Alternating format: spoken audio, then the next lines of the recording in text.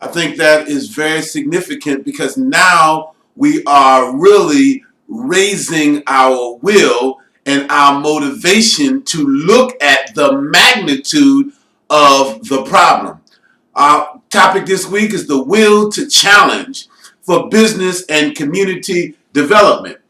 I like so much what your sister said, Brother Ratibu. Me having a extensive background in mathematics always got twisted with word problems. But they would tell us to read them 6 and 7 times until you could understand the problem. And then take out the pieces that you did understand and then go to the end and see what they're asking for.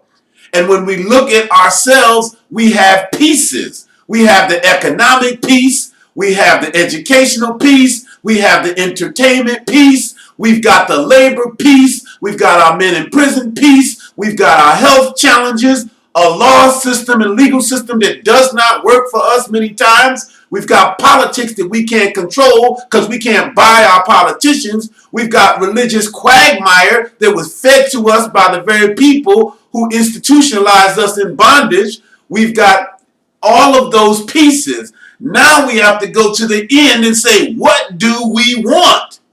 We want to be free. We want to be in control, and we want to be in power, and we want to insulate and protect our children. That's what we want so that we can have businesses, we can have communities that foster our way of life. That's what we want. So in order for us to do that, we have to have a mantra that says, wake up, get up, and do.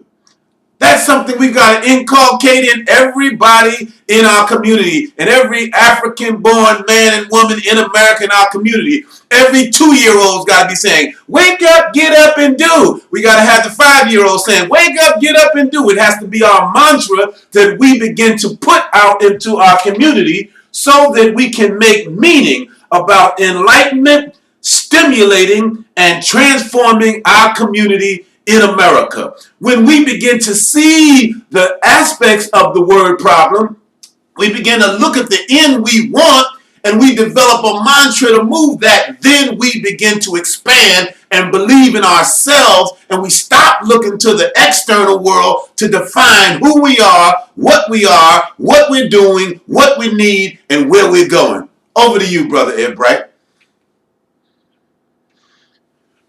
I'd like to thank you for calling in to today's morning inspirational message.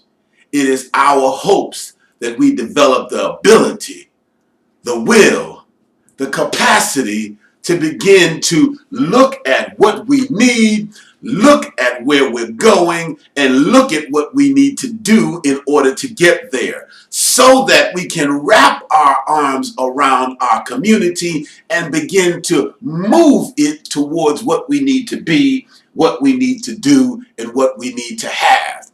We'd like to thank you for calling in to today's morning inspirational message. For it is through your listening and through your understanding that we begin to develop a spiritual synergism, a vibrational energy that begins to feed what you hear. Your ears and your hearts feed what you hear and what we say, and most importantly, what we ultimately do. We'd like you to call a friend. Call a family member. Begin to discuss what you have heard. Begin to discuss the feelings you have as a result of what you've heard. Begin to look at how we can solve our challenges, how we can take apart our word problem, how we can begin to raise our children to be the solutions of the needs of the very life and world that they are born into. The beauty of this medium is you can call back. You can begin to revisit it. You can begin to study it. You can take notes on it. You can begin to write and really let your spirit free. When you think, when you write, when you listen, when you're silent, and you begin to ask yourself, you get a projection of thought that gives you the answers. Take a moment to log into our YouTube channel. Leave a comment. Leave a concern. Put down your questions and your feelings. Discuss what is moving through your spirit about the development of yourself, development of your community, and the transformation in your mind.